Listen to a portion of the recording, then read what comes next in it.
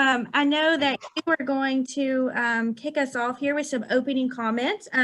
This is Torrey Galida with Childress Racing. He's the team president. And we will also have Richard Childress, who is chairman and CEO, Andy Petree, who is vice president of competition, and Richie Gilmore, who's the president of ECR Engines. So Torrey, Richard, Andy, and Richie are going to give some opening comments.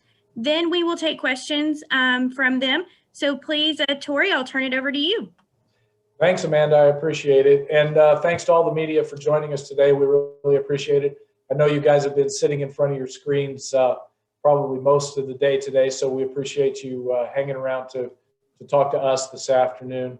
You know, I feel like there's more anticipation and excitement around this NASCAR season than we've seen in several years. I think we took a lot of momentum from 2020 that we're carrying into 2021, and with all the new tracks that we're going to this year, the new ownership, the new drivers in the series, feels like there's a lot of anticipation out there. And I know everybody at RCR and ECR is really excited to go racing. We've reached that point in the season where we're ready to put all the preparation aside and just get to the racetrack. So we're all really eagerly anticipating heading to Daytona next week.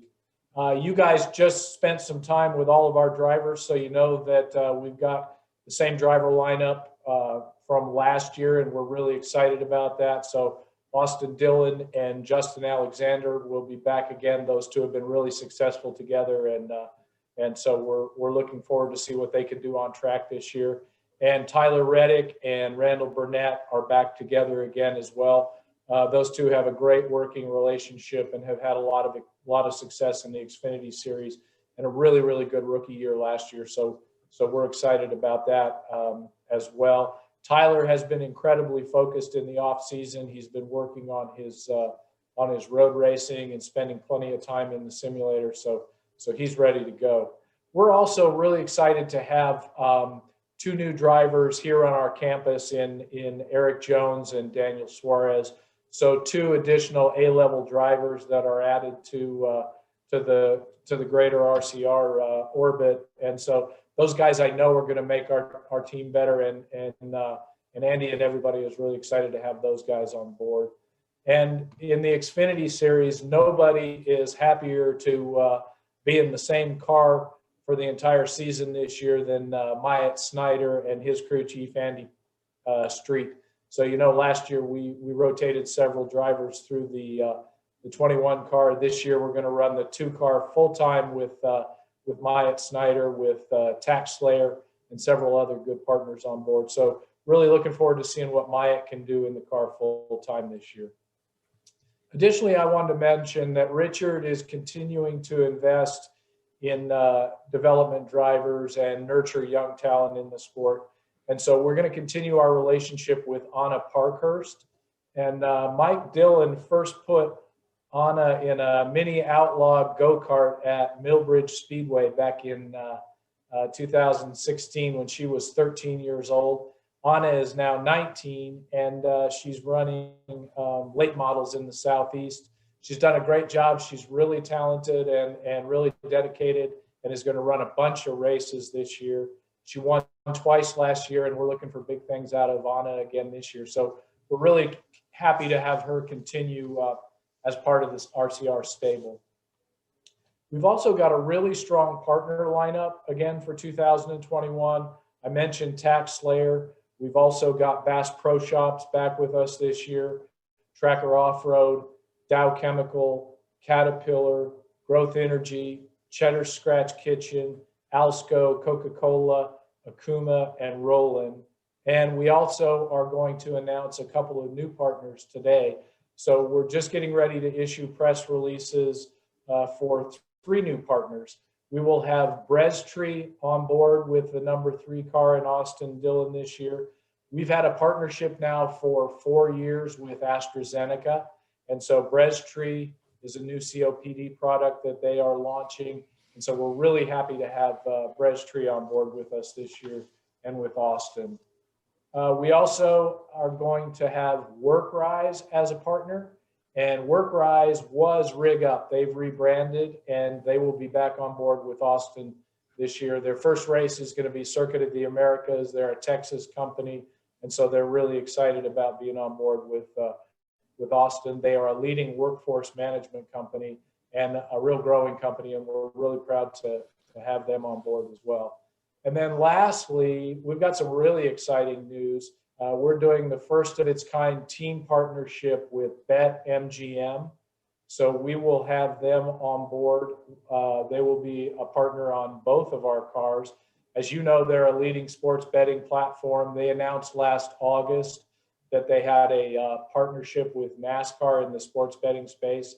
And so this is the first of its kind team partnership with one of the sports betting companies. And BetMGM has done a great job. They're in 10 states now.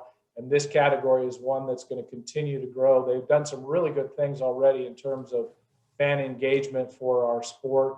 And we're really looking forward to partnering with them to help engage our fan base and really fans of all sports. So really excited to have them on board this year. So it's going to be a great year for us on the business front and on the track side as well. And so with that, I'd like to turn it over to our owner, Richard Childress. RC? Thanks, Torrey. It was well spoken. You got a few of my notes. You read off my paper, but I'll be glad to fill in. But no, we're really excited about this year. Our drivers I've never seen them work as hard as they're all working all season. We know we got a lot of road courses coming up. So Austin, he ran in the 24 hours, get him a little more time. Tyler has been really working hard on our simulators and at the Chevy simulator. So all that's working really well. We're working really closely. Chevrolet and GM has put together an alliance, and Eric Warren is running Team Chevy. We're working, all the Chevy teams are working closer together than they ever have right now. And I'm really excited about what we have going on with Chevy and our deal with the Hendricks. We just did a HCD, which is Hendricks Childress Development. That's the engine program we're all working with. It's just going to make every Chevrolet a lot stronger coming into the future. So I'm excited about that. Torrey mentioned our alliances. This year we got Richard Petty Motorsports back, Colleague Racing, and Trackhouse Racing. We're really excited. He gave the drivers lineup, and so with the drivers they have and being on campus here with us, I'm excited. Colleague is really putting an effort out. You're going to see them on more road courses this year. I think AJ Amadinger is going to be one of their full-time drivers, and he'll be running a lot of the road courses. I don't know if they announced it or not. I probably just did, but I think we're really excited. Got a lot going on, and everybody around RCR, when I walk around the shops and see the shops, they're so excited just to be back to racing. And I'm excited this year. They're going to even let the owners in. So I'll have my mask. I'll be able to go in and have some fun at the racetrack again. With that, I will answer some questions shortly. I'm going to turn it over to Andy Petree, our competition director. Thank you, Richard. You know, we have a lot to kind of get excited about this year, and those sponsor lineups are for sure exciting. I think that RCR has always done a great job with all of the marketing partners that we've been able to bring on board, and feel like we give them great value. And I think last year it was super challenging, you know, with all of the, you know, the COVID things that we had to deal with, and the way the sport in general, you know, had so many challenges. But we were able to, you know, at least reach some of our goals. We did win a race with Austin, and Tyler was second in that race, but you know, we didn't get Tyler into the playoffs. That was one of our goals, but we did get Austin in there, and we were able to, you know, take it to the second round with Austin, and felt like we had a good shot at going to the third round.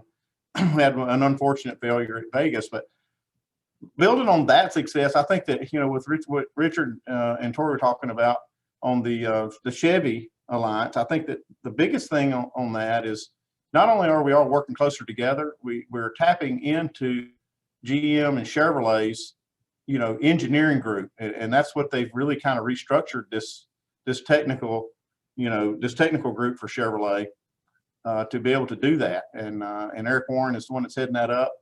I'm really excited about that. I've worked close with Eric Warren for about 3 years now, and I got a ton of confidence in what he's got, and I know his vision.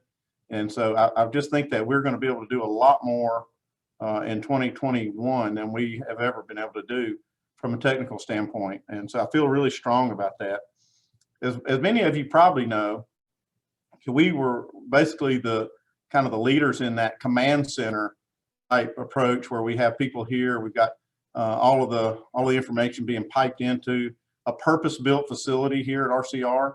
And we've got some super strong software tools, communication tools that we use to communicate real time with the racetrack and the teams during the races and practice sessions, although we haven't had that many practice sessions last year, and we won't have that many this year. But it's still a big part of what we do, especially in this COVID restricted roster limit that we have. We can't take a lot of people to the track.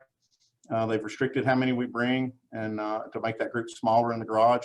So we're able to utilize that command center to our benefit, and we're going to even strengthen it more in 2021 with the tools that we have and the people that we staff it with. But our goals for 2021 are to get all 3 cars that we race under this roof with Tyler Reddick, Austin Dillon, and Daniel Suarez into the playoffs. We know that's not going to be easy. We know that it's going to be really challenging to do that, but that's our goal.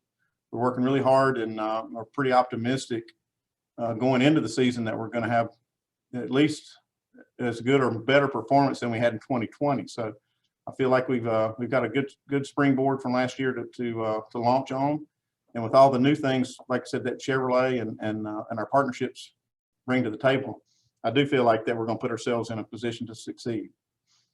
And with that, I'm going to go ahead and introduce Richie Gilmore, who's going to be a big part of that from the ECR standpoint, which they've done a great job and provided us with great power. And now we've got Richie that's heading up and working with the bigger group now. So here's Richie Gilmore.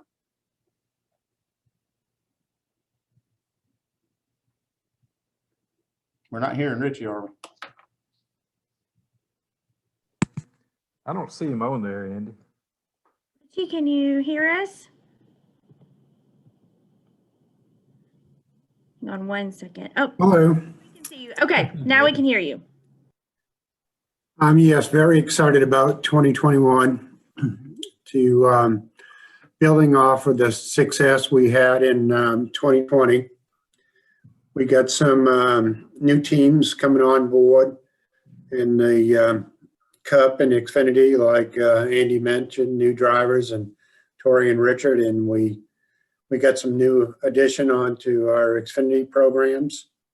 We have 4 full-time Cup programs that we'll build engines for. We have 7 full-time Xfinity programs. We have 20 Xfinity programs going to Daytona. We've built over 50 engines this year at ECR going to Daytona. We're very excited about our partnership with Chevrolet and our new partnership with Hendricks Motorsports that started at the end of 2020 with the HCD, Hendricks Childress Development Group.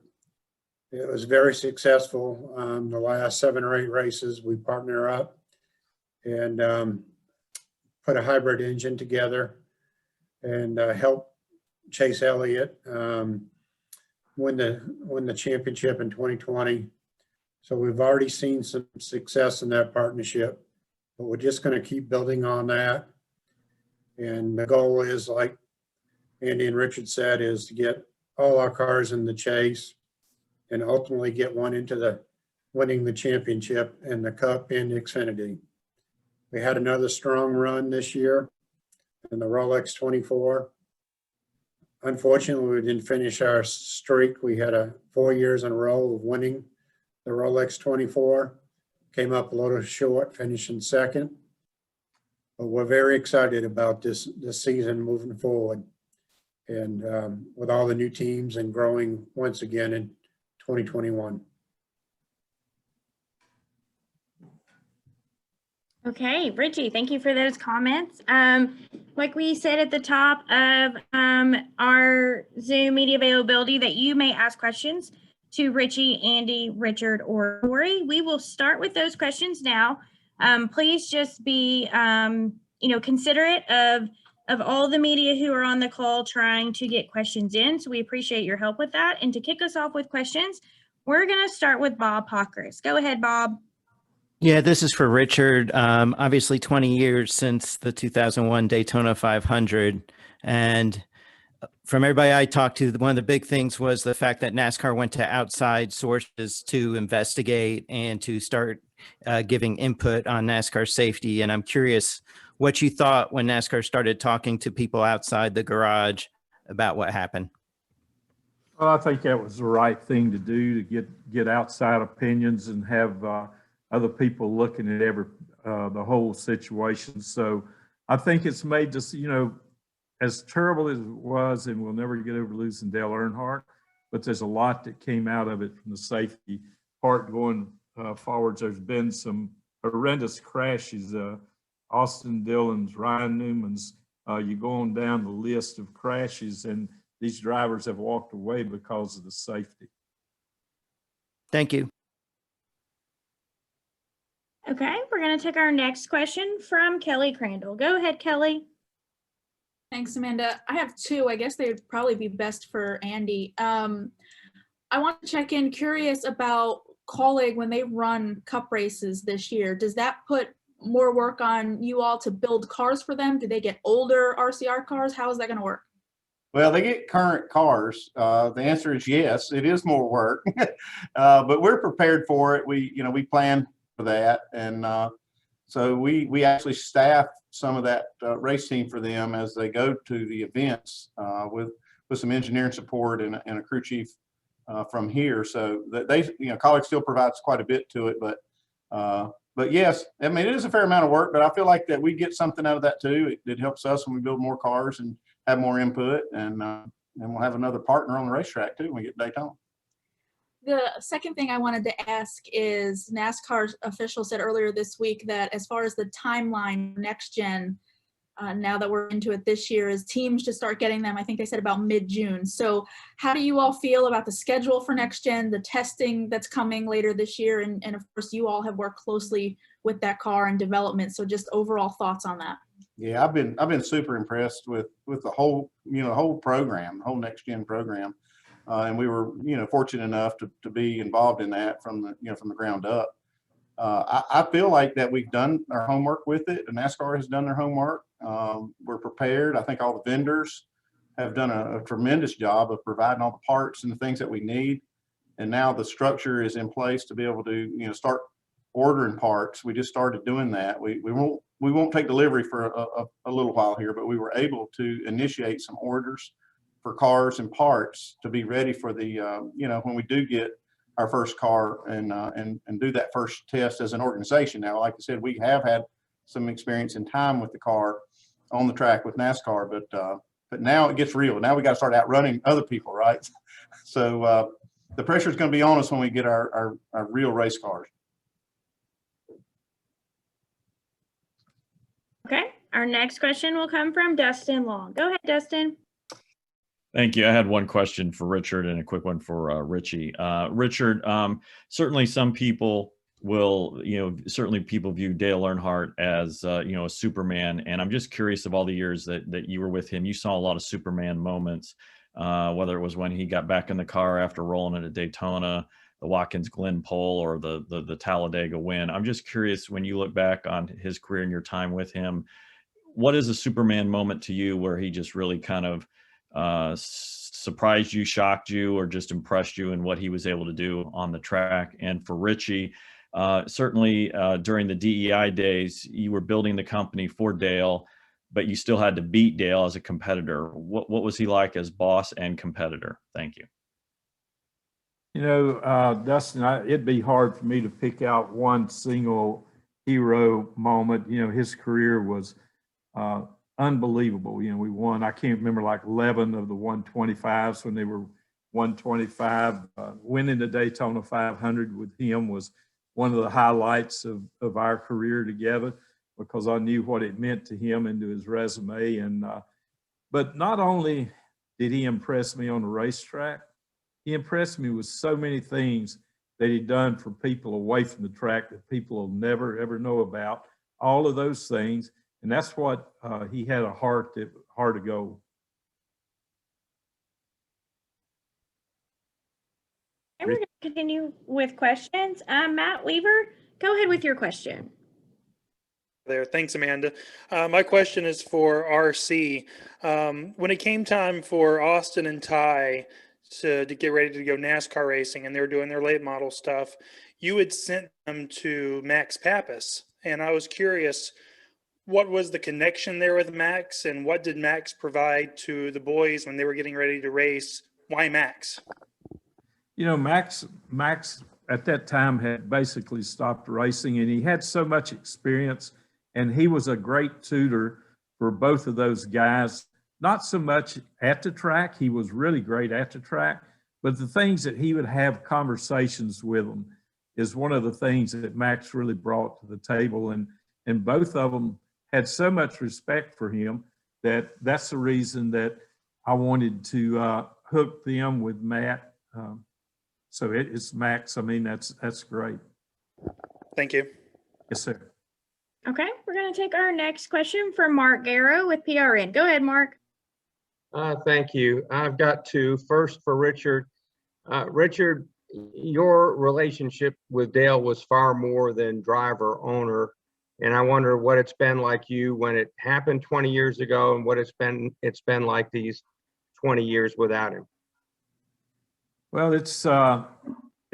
You know, we were good friends. We hunted and fished and did a little bit of everything away from the track. And he would call me at night at home, just right before, even when he was building his race teams, and he'd say, "I know you're having that glass of wine. Let's talk a while." And just, I miss those moments and so many things. But it's been tough, and not only tough on me, but and the family. And I think the race fans, a lot of them haven't gotten over it yet. And I haven't got over the loss. You know, I think about it. There isn't many days that goes by that I don't remember something about Dale. And you walk in our museum up here and you look around, and it just brings back so many great moments that we had together. And 20 years later, it doesn't seem like it's been 20 years since we all lost Dale. And wow, man, what do you say? We all just missed him. And my other question was for both you and Andy, and maybe even Torrey in this regard. With the introduction, as Kelly was talking a moment ago, of the next gen Cup car, I mean, you're trying to accomplish, goals for this year, a winning car, get cars in the playoffs, and then the next gen comes along. What does that do financially for teams? It seems like that's going to be a really big bite of two financial apples to have to take a bite out of here during the season.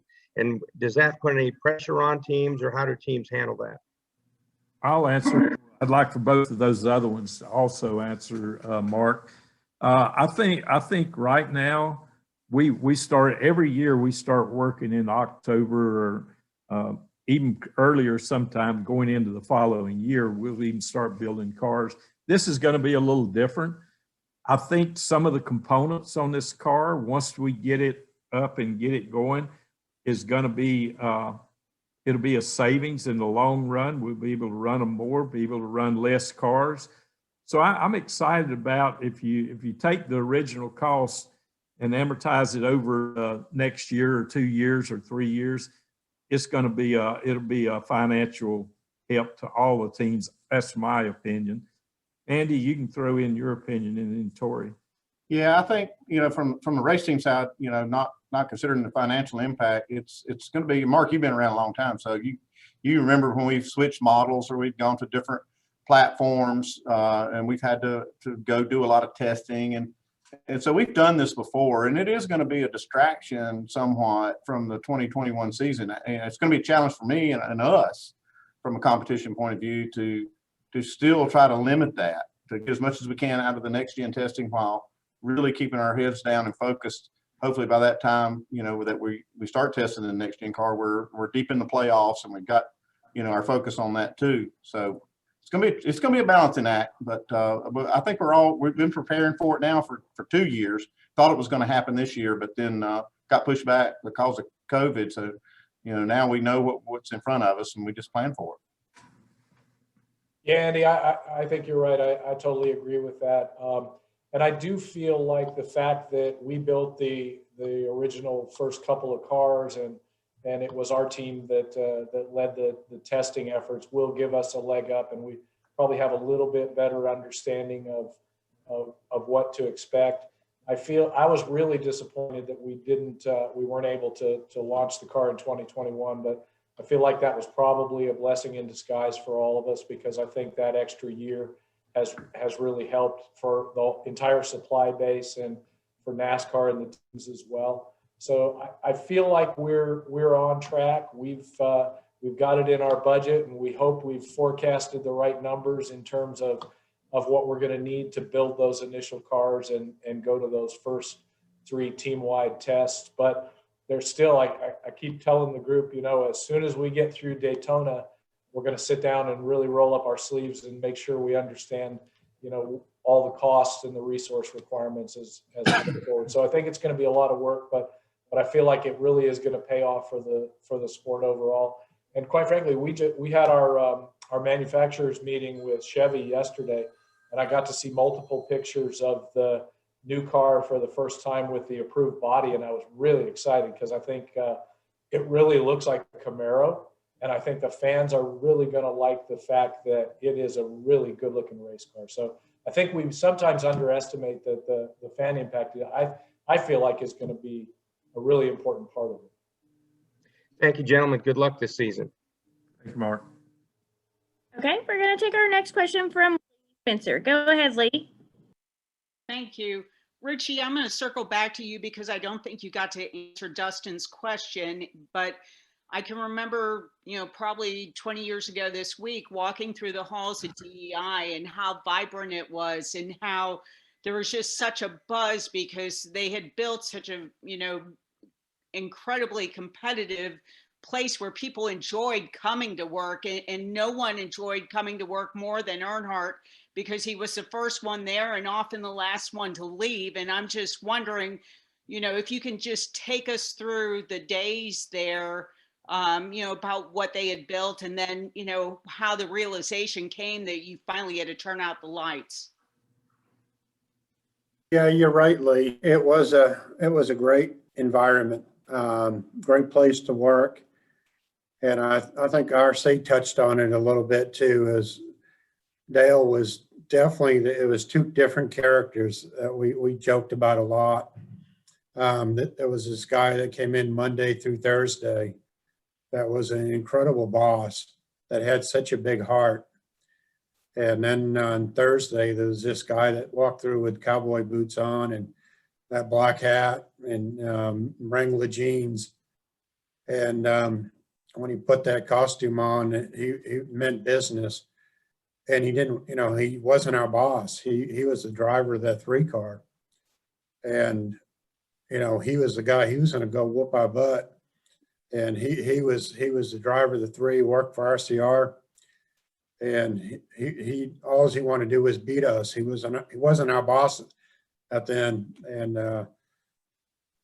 that was what was amazing about him, and I listened to Richard's stories and Andy's, and he made us all what we are.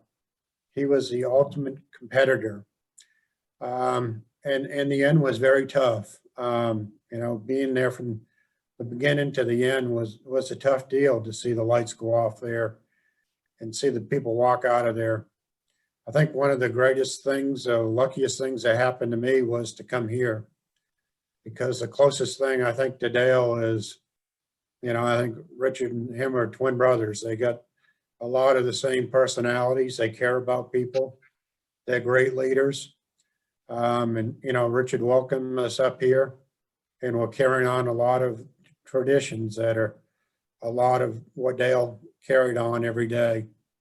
You know, they want to beat everybody. They don't care how winning's everything. And very fortunate for our guys to come up from DI to be a part of what Richard has built here and is carrying on a lot of the legacy and same attitude. And I very much appreciate that. RC, I know at times you leaned on Dale for his business acumen, because for somebody that had an 8th grade education, he was beyond book smart. And I'm just wondering, you know, to this day, do you still ask yourself, what would Dale do? Thank you.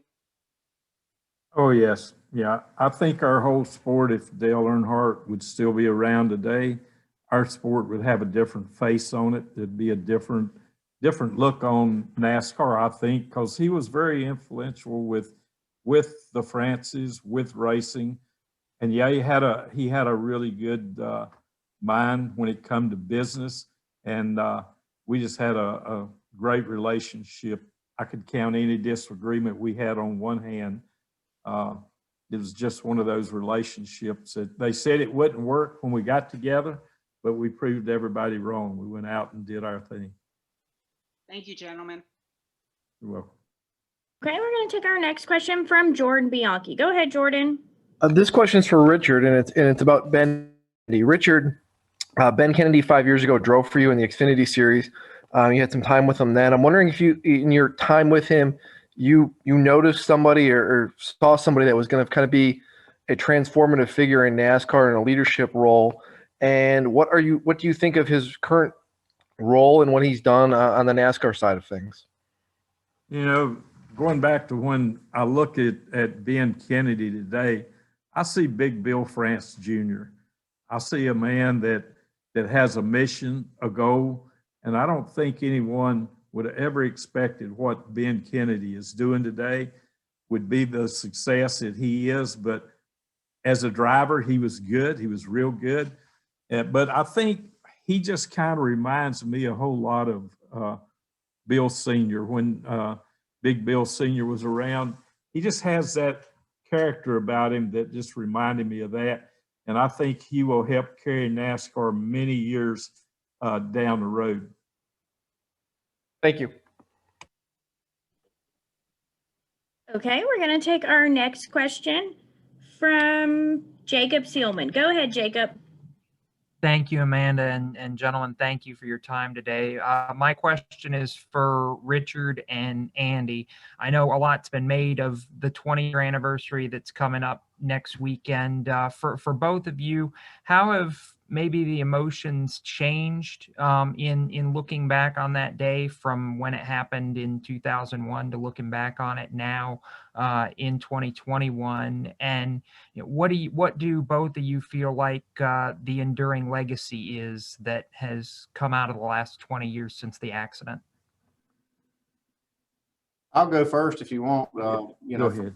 For me, you know, it was obviously a real shock when we lost him, and it still leaves a big hole in my heart. I miss him every day. You know, I kind of leaned on him on business things too. At the time that we lost him, I was a team owner, and we talked quite a bit. We actually had a partnership with RCR and DEI on the aero side, and so we worked close together. But the one thing I want to really stress on this is the day after he got killed, we as a sport made the cars. If there's a percentage number that you could put on it, I'm trying to think, it would have to be 75% safer the next day. I mean, I remember in our shop and our drivers, I had Bobby Hamilton and Joe Nemechek was driving for me, and so you know, it was a real wake-up call for the sport. We came in there and we changed the seats, we changed the way we mounted seat belts, we changed the headrest and the way we